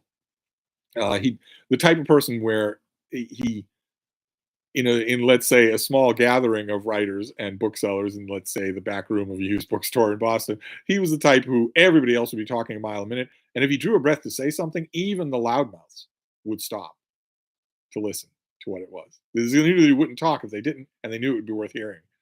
Uh, the Spaminator is back. I read Lord of the Rings shortly before Rings of Power started. It convinced me to avoid that show like the plague. I should have done that, but there was no way I could. No way. $1 billion production set in Tolkien's world, allegedly. I couldn't. There was no way that I could. Uh, Aaron Anderson says, read Gene Wolfe, you must love being confused. His books baffle me, but I love it. Some of them do. They come clearer the more you work at them. Jasper John Antonelli's here. Hello, Steve. Jasper John Antonelli says, you hit us over the head with how much you read. Ha ha ha. What?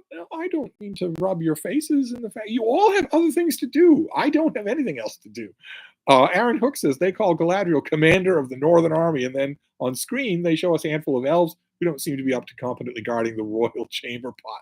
Right, where are the Northern armies? She's constantly referred to in awestruck tones as the commander of the Northern armies. Where are they? Why isn't she still commanding them? Michael Lombardo says, I have a theory, Steve. Stan Lee saw his wife Jeannie's compulsion to watch soap operas on TV and thought that could hook the kids on Marvel. I think it's far more likely that Stan Lee was hooked on melodramas himself by the old pulps and just went with that. The old pulps and radio dramas, which are often forgotten, they had a seismic influence, though, on a lot of people. They were appointment television. You would run to make sure you were there for the opening of your favorite drama. And Stanley imbibed all of that. I don't think his wife had much to do with it. Extra Hero says, I left Twitter because of annoying blue checks. Yes, they're wrong. You can't seem to think beyond the shallowest interpretation of everything. I wanted the book to be about skewering. Oh, you're gone. And so are a whole bunch of others. Extra Heroes back, though. They always read into the Galbraith books wrong because they hate the author first and struggle when it comes to actual reading interpretation part. My fellow Wokies are unrecognizable. Yes, they cannot think rationally about that author. Ingrid Fitz says, except for you, but I don't know what my exception is. I missed your comment. Extra Hero says, they aren't that interesting as to the world's richest author write about them. As to have the, well, I'm missing the gist of that, I think. AI78 says, best English translation of Homer's Iliad. It really doesn't work like that. It's really a question of which you're going to like the most. I could recommend the Robert Fitzgerald for its poetry, stark, very spiky poetry. But that stark, spiky poetry bears no resemblance to what the Greek reads like. For that, Richmond Lattimore's translation is much closer, and it's deadly dull. So there are all sorts of give and takes. You could read the Robert Fagles. That's a good compromise. Even Stanley Lombardo is often quite good. It depends on what you're looking for in a translation. Ali says, hello from Australia, watching with my basset hound who is in bed with me. Not only are you in the one place in the world I haven't visited, but you're with a basset hound. Oh, my little bean is right next to me. You can see, there she is. Hi, baby. How you doing?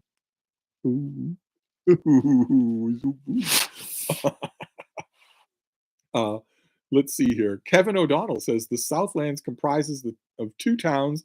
A leaf wakes a Balrog. Galadriel seeks revenge for her dead brother, but not supposed dead husband. The writers must have looked to read Tolkien lore on Disney Plus. None of it makes any sense. I agree. None of it does, and it all could. This could be fantastic. I mean, what is the shape? I myself, I know that this is all because this is stop being about NaNoWrimo. It's all about Rings of Power. I myself uh, don't believe the studio rhetoric about the show. The studio rhetoric is that they've rushed into production on season 2. I think that was bravado. I don't think we're ever going to see a season 2. It's supposed to be 2 years from now anyway. I don't unless they scrap this thing and build it again from the ground up and just don't say anything, just don't mention it at all. I don't think if it does return, if this is real, I don't know what the shape of this is supposed to be. I have no idea. Is the total arc of the 5 seasons, is the total arc of that the drama of the forging of the Rings of Power? Or is the total arc the fall of Numenor? Either one of those are great stories, but I don't see how you get to either one of those from where you are now. It looks like they're hinting at the fall of Numenor, but Ingrid Fitz says, "I said introverts are my favorite. I have a few pet introverts myself, so I agree."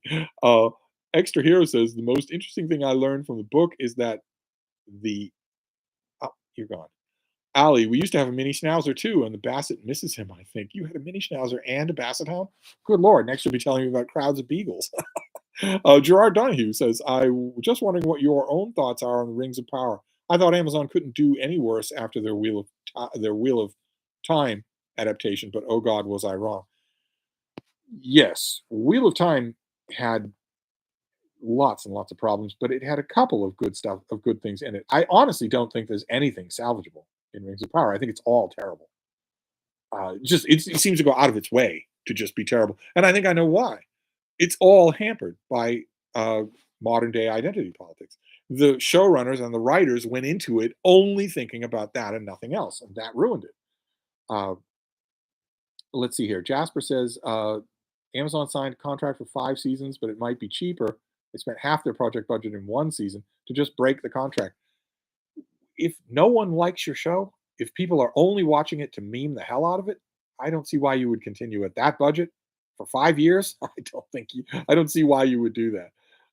Michael Lombardo, now 75% into the year. How's your opinion of the hits versus misses for 2022? Did you like the Miro Ordinary Monsters? I did like Ordinary Monsters, but I only liked Ordinary Monsters. Didn't do any more than that. And that is the shorthand for 2022. Plenty of books that I like, virtually nothing that I any more than like. It's I don't want to curse it because we're right on the doorstep of the biggest surge in publishing of the season would be the autumn and early winter. Right now, though, if I had to, I would say meh, and that's deadly to me. Absolutely deadly.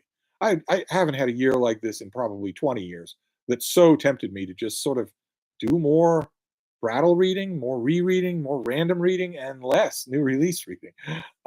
Aaron Hook says, "Speaking of dogs, I will be spending all day tomorrow dog sitting a full-grown English Staffordshire Bull Terrier who still acts like a puppy. They are so adorable.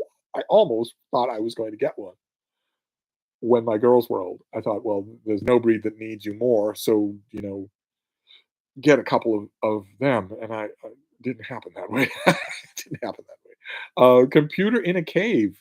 I don't think I know that name. Sup. Balaam 321 says pride is why they would continue not giving in to the racists, right? Well, that will be the narrative, not giving in to the racists. But I have to think that somewhere deep in the bowels of Amazon is someone with authority who can say, I don't care about racists. This is losing us huge amounts of money, so we're going to pull the plug on it.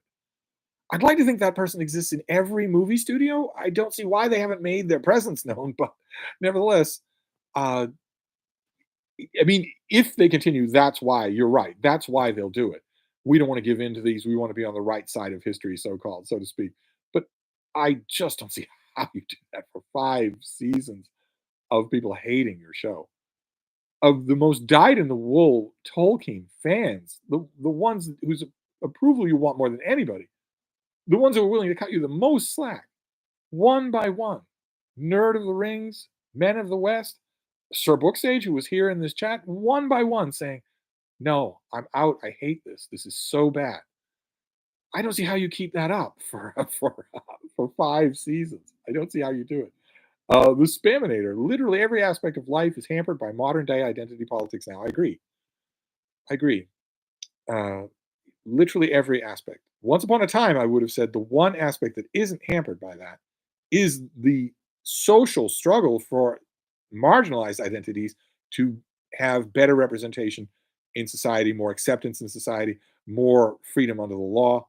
Once upon a time, I would have said that's the only aspect of life that isn't hampered. But even that is now hampered in ways that a lot of people are starting to realize. So, yeah, I think literally every aspect of it. Computer in a Cave is back. Rando question: Book Essex Serpent versus Apple TV Essex Serpent. Oh, what a question! I could go on forever. Essex Serpent, the book, is wonderful. The TV show is also wonderful, but it's very different. Emphases in all kinds of other places. I can't help but think, I don't know, I haven't researched it, but I can't help but think that the author is probably very pleased by the TV adaptation. But no, I think both are extremely successful. I guess that's a quick answer, and quick answers are good because we need to wrap this up. This is going on 2 hours. Uh, Jasper John Antonelli says, "Why do you think it is that 2022 releases are so lackluster?" I have a theory. I don't know that it's true, but I do have a theory. I kind of want to wait because I might be wrong. Uh, but I have a theory as to why the books are so, and it's because they were all written in 2020 when writers were at home, when writers no longer had the excuse of the agonizing of, oh my god, I'm lonely in my garret and I've got all this lonely work to do. Instead, everybody was at home, and they were too, and everybody was expected to get work done. And so the self-aggrandizing aspect was just sort of gone, and there wasn't anything to replace it with. So the books were just, I had to do this for my contract. But oh wait, I missed a Sir Book Sage content. Halbrand is so injured. Galadriel determined only an, oh no, I missed it. I missed the whole thing. Too bad too, because I want to read it. AI78 says, what Pynchon book should I try to read first? Go for the gold. Start with Gravity's Rainbow. Ali says, we inherited the Schnauzer when the Basset was already old, but he's a friendly old man. I found your channel right after, was thrilled to see our dog similarities in addition to reading similarities. Oh, I certainly know I had a Basset Hound for 15 years. She wasn't normal, but I loved her. And now I would never have guessed that I would have a little dog. Never. And now I do. I have a little dog. Uh, let's see here.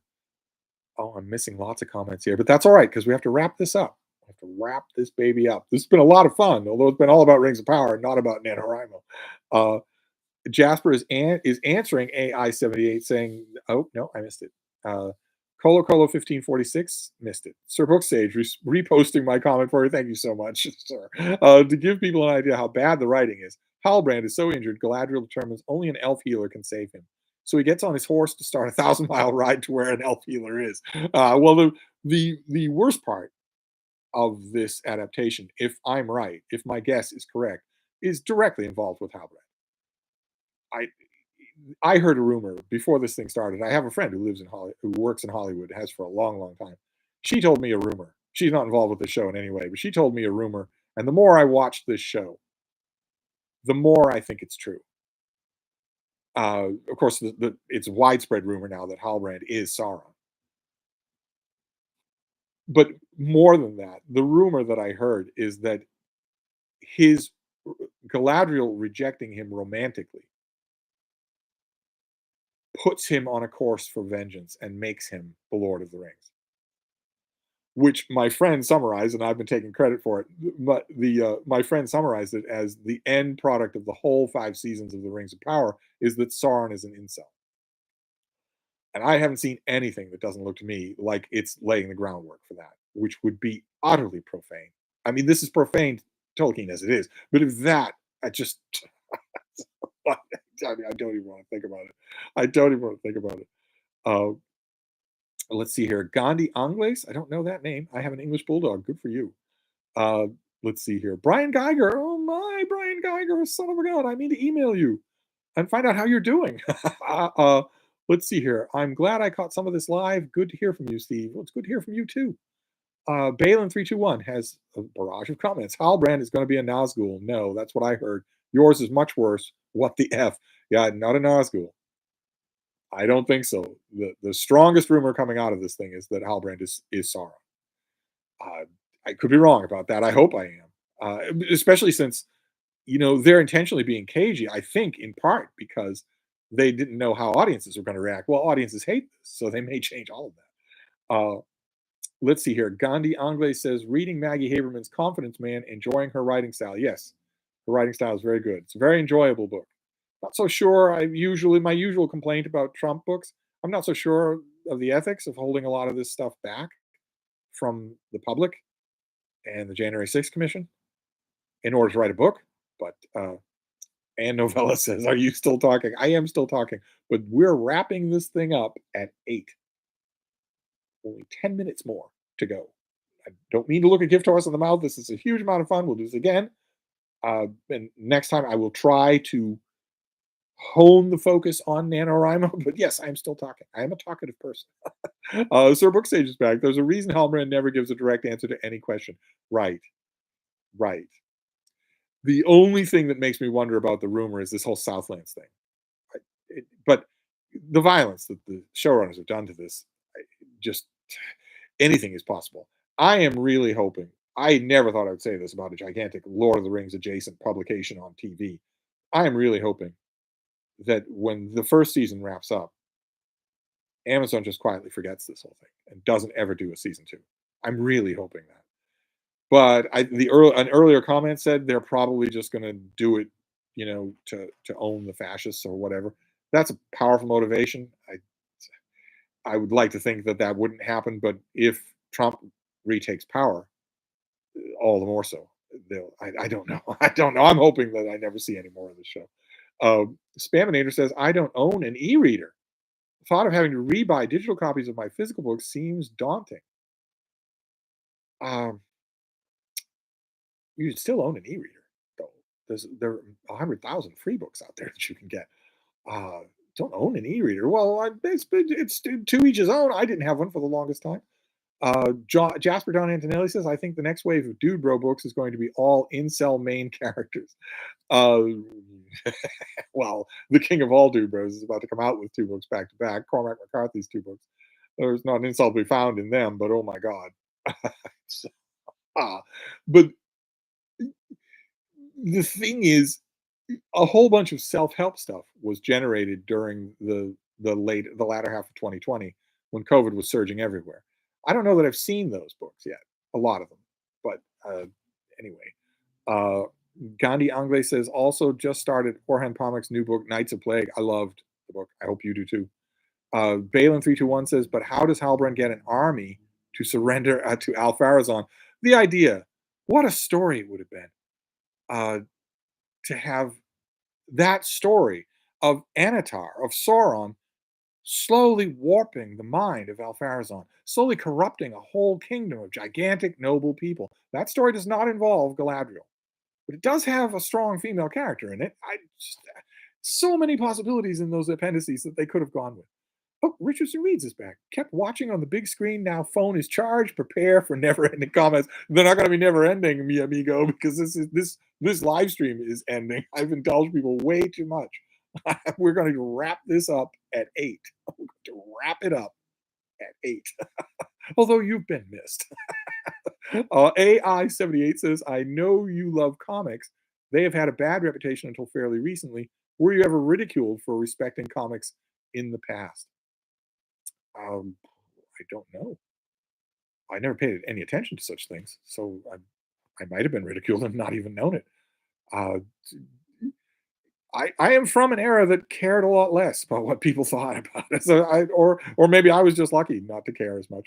But I don't think I was a rare exception at all. I you can look around BookTube, you see some of the shall I say more seasoned people on BookTube who don't really put a lot of stock in that. I don't know. People may have.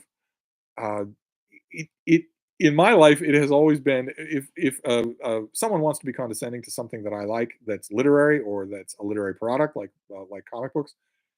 Uh, in my life, it has been the experience of it has been my experience that a lot of people realize that they can't just casually mock me for such things because I bite back, and I'm pretty good at it.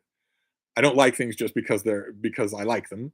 I have my reasons. I can defend them, and most people can't. So, if it's an undertaking to dismiss me like that, to just scorn something like that if I praise it. So, and that's been true for so long that a lot of people just don't do it, and that's good because no one should do it. uh, uh, let's see here. Oh, Mark is saying I have your email. Oh, you should drop me an email. It'd be a lot of fun.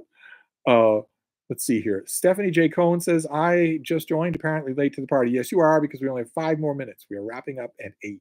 The video will still be here for you to bask in my brilliance. Uh, just wanted to note that I am reading Anno Dracula based on your Vampire Starter Kit recommendation and loving it. Anno Dracula is great. I've had to resist the temptation while reading Dracula aloud. I've had to resist the temptation to go back and reread the book, although I should. Uh, Extra Hero says, when I saw Submariner in Black Panther trailer, I wouldn't have known who it was if I didn't watch your comic book videos. Yes, because of stunt casting and social justice warrior stunt casting is everywhere now. The new Pinhead is female instead of male. Social justice warrior, blue check mark, Twitter politics, stunt casting is so universal now. And I believe that it is directly part of a phenomenon called fan baiting, where studios have realized, hey, we can get a lot of attention on this thing if we antagonize the fans. So let's do something we know they'll hate, that we know they'll comment on, just to get those comments without seeming to realize that you are poisoning the well you drink from when you do that. So when it comes to the Submariner, they did exactly that. They gave us a character that doesn't look anything like Prince Namor the Submariner, and a character who has had one too many chalupas. And they did that specifically so that people would comment on that, and they did. That kind of incestuous circle of fan baiting just makes me want to drop the whole thing. You leave it out. Just leave it out. Uh, Gandhi Anglais says, I was just gifted Eliot After the Wasteland. Just realized it's the second volume. Can I read it on its own? Sure you can. Yeah, it's Eliot in the fullness of his fame. Monet Doyle says, I went to Books A Million today and found there is only one shelf of romance books. Yeah, Books A Million, the one that I was at in Vermont, they didn't seem to care about romance at all. Jasper says, I can't believe how bad the CGI is on Rings of Power, and critics seem to praise it. Yes, it's like critics are just not looking at it. It's like they've already cashed their check and they are just going to praise it. The CGI is terrible. I don't know why fans or critics, some people, are saying that it's not. Except for a couple of set pieces, it's terrible. A computer in a cave says, no, really fan baiting. Yes. Yeah, well, I've had the phenomenon explained to me. It seems to make perfect sense to me. Spaminator says the Hobbit films could have been one movie, needless padding of a great, tight, fun story on its own. Peter Jackson could have made a great one movie standalone thing of the Hobbit. He could have made something that would last the ages. It would probably be even more popular and beloved than his Lord of the Rings. But the studio was right there to say, no, that's not going to work for us. Not at all. Peter Jackson's King Kong is a masterpiece of a self-contained movie. Imagine what he would have done in Lord of the Rings. Just, I watch the movies. I'm sorry that they are the way they are. I wish they weren't. Michael Lombardo says, bejabbers. I never realized Bram Stoker wrote with comedic undertones. Well, there's conscious comedy and then there's non-conscious comedy. Monet Doyle says, there weren't many romance novels at Books A Million, and I don't know why. Snobbery is the reason. I guarantee you those books would sell if they had a section for them. It's just the same old snobbery that you and I have both encountered about romance all along. Computer in Cave says, give something the haters to really hate on. Wow, super bad CGI. Well, yeah, it's not just that they hate, it's that they promote, right? You've got 5 dozen neck-bearded, quasi-fascist, alt-right YouTubers alone who will make 10 videos a day on something if you have fan baited them. And the studios have told themselves that means free publicity, but it's terrible publicity. The idea there's no such thing as bad publicity is dead wrong. Dead wrong. J. Scott Phillips says, to me, Bilbo Baggins will always be Orson Bean. J. Scott Phillips, are you like 100? You're dating yourself so bad. Ali says, I love King Kong. Yes, Peter Jackson's King Kong is a masterpiece. Just a masterpiece. He should have won every Oscar in the world just for the choreography of the fight scene between Kong and the 3 T-Rexes, all the while holding Fay Ray so that she doesn't fall. Just the choreography of that piece alone was unbelievable. I'm still in awe when I watch it. Let's see here. AI78 says, do you think an Elric movie is a good idea? No. No, most certainly not.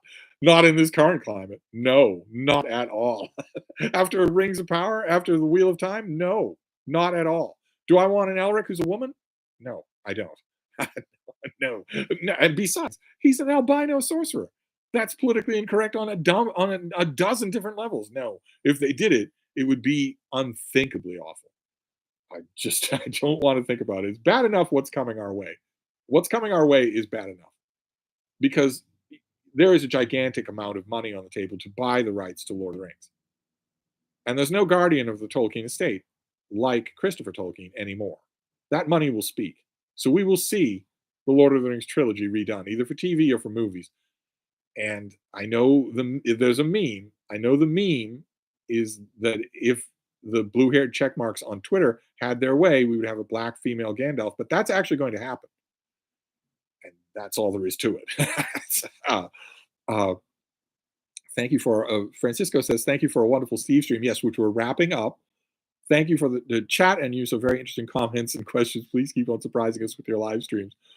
Jasper says, I think the proper place for big fantasy adaptations is now animation. Yeah, it's not going to happen, though. Michael Lombardo says, down the road, the studio could take bits and pieces of the third Hobbit films to make one director's cut. They could. I'd rather that they give another director a chance to make a 1-2 hour Hobbit movie, not Peter Jackson. Michael Lombardo says, down the road, oh no, Richardson reads, Foundation floundered. Yes, Foundation floundered. Computer in a cave, that is a precarious nightmare. Ownership. What is going to happen? And if you're young, it's going to happen in your lifetime. That's already, it's behind the scenes in Hollywood, that's already been stated. Look at the Fellowship of the Ring. It's all white men. So that won't work at all. Boromir's from the South. He could be black. The hobbits are different sizes. That's politically incorrect in the extreme. They have to be the same size.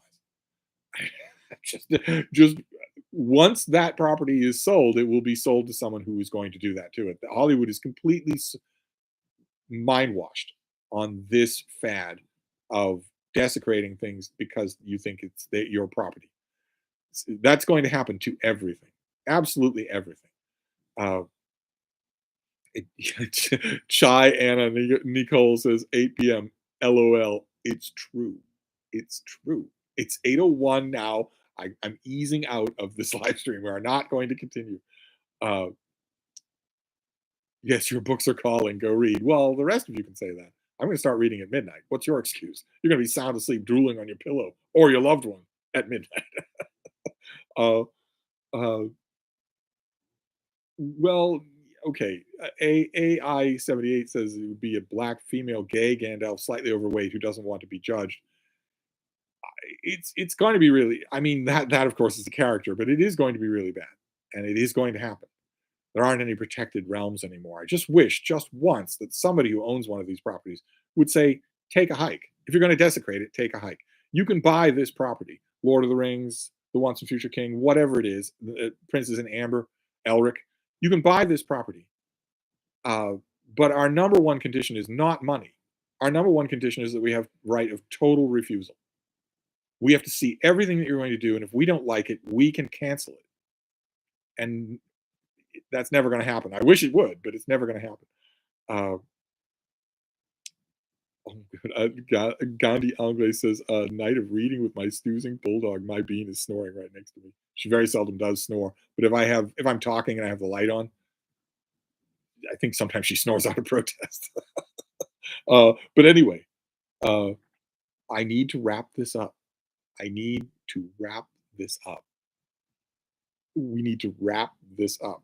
I want to thank all of you for being here, but I need to wrap this up, and just we'll do this again tomorrow night, because tomorrow night I will have a nano project. So we won't be changing our subject. Tomorrow night I will have a nano project. It's going to be a beautiful day, 70 degrees here in Boston. The Bean and I are going to go for a couple of long walks, and I'm going to decide what I want to do. Now, this Steve stream has kind of got me thinking maybe a tentacle story. Just because it is the thing right now that I most want to write. It's the thing I have the most ideas about. And since I've already said that I'm not ever going to send these to publishers, I hesitate because it isn't what Nano wants you to do. So I will think about, I have all sorts of presentable ideas. I will think about all of those and come up with something and talk about it next time. But in the meantime, I've got to go. So I'm going to wrap this up. This video will be right here for all of you to consult and reconsult, because the brilliance in it was multi-layered. Anyway, I'm gonna go and I tell myself I'm gonna go and get work done, but I'm probably gonna go and continue my tense Geneva style negotiations with an old Kindle, trying to get it to do something, trying to get it to work. I connected it by a cord to my laptop to transfer book files. I did transfer book files. It told me that I was transferring book files, but they're not there. Something's wrong. I'll try not to do that. I have plenty of e-readers that do work, and I've got plenty of stuff to do. So I'm going to wrap this up for now, but I will be back. We will do this again, and we will be talking about writing. So in the meantime, since I didn't notice a lot of you suggesting your own subjects, in the meantime, you also should determine what you're going to write for NaNoWriMo, because we're going to be writing buddies in just 3 weeks. So we all need to know. So you all think on that, and we'll all reconvene next time. Thank you, BookTube.